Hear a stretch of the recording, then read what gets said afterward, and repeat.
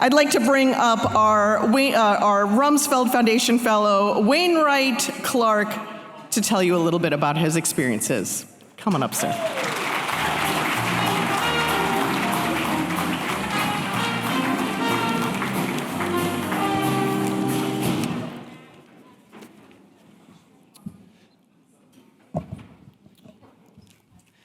Welcome, everyone.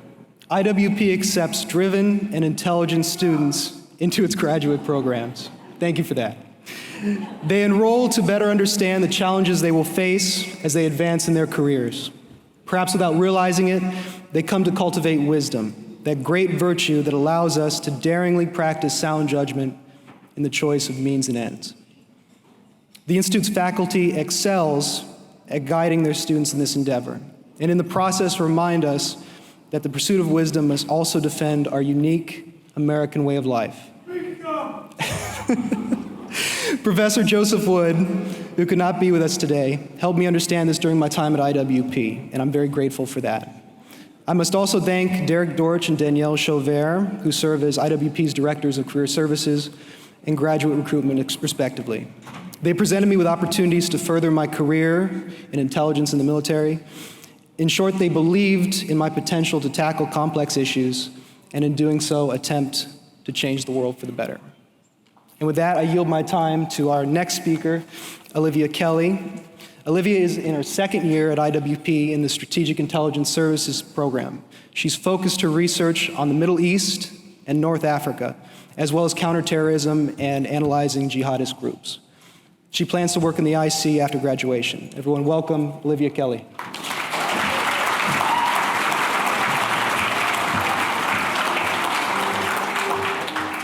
Good evening, everyone, and thank you all for being here tonight. My name is Olivia Kelly, and I am a second-year student in the Strategic Intelligence Studies program at IWP. I am constantly in awe of the people around me, from my fellow students and the wonderful faculty to the alumni and other speakers tonight. The Institute has cultivated a remarkable group of people to support its mission and help teach the next generation of national security professionals. However, what is most remarkable about these people aren't the degrees or titles or positions they hold or have held, but the way they treat every student and alum like family.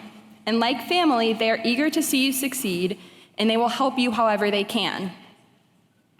One of my high school teachers gave me what I consider some of the best advice I've ever heard. I was telling her about all of the many, many things I maybe wanted to study in college, and she told me you can do anything, but not everything. I kept that in mind when I was studying abroad in Morocco, where I realized I really want to do security and intelligence work, and nowhere does intelligence better than IWP. The IWP family and its supporters are what make my anything possible. I will be forever grateful for the opportunities this school has provided me, and I look forward to experiencing what the future holds. With that, I would like to introduce Lieutenant Colonel Matt Jenkins, who is an active duty officer in the United States Space Force. Matt has over 17 years of service, ranging from space operations to legislative affairs. He has chosen to leverage his experience in space to focus on emergent space policy issues as a student here at IWP.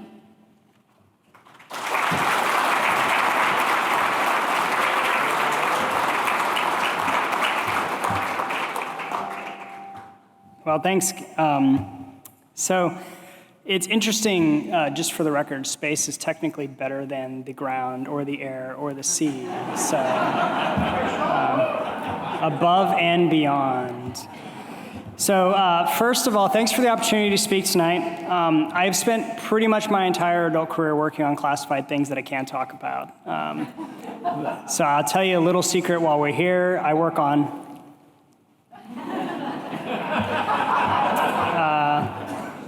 but really excited to be here and talk to you guys about my experience at IWP. Let me start by saying my background, both educationally and professionally, is engineering. So aeronautical, electrical, other things not remotely related to this institute.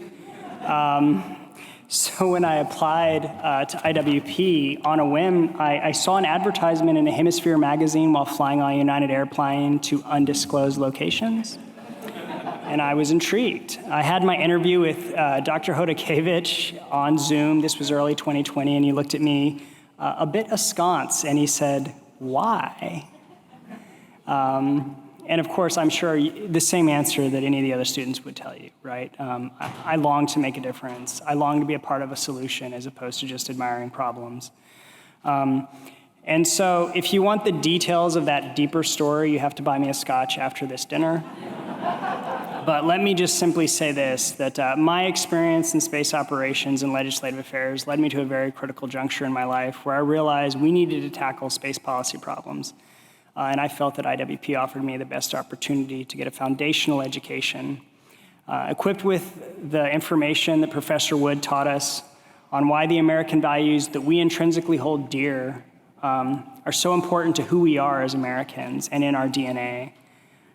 Professor Sagronis taught me policy requires a bit of nuance and a full right acknowledgement that you actually don't know anything. And it's a team sport, which is something I think America has forgotten. So let me just say, IWP has given me the courage to write what my employer will allow me to write. And these writings have stimulated conversations policymakers need to have.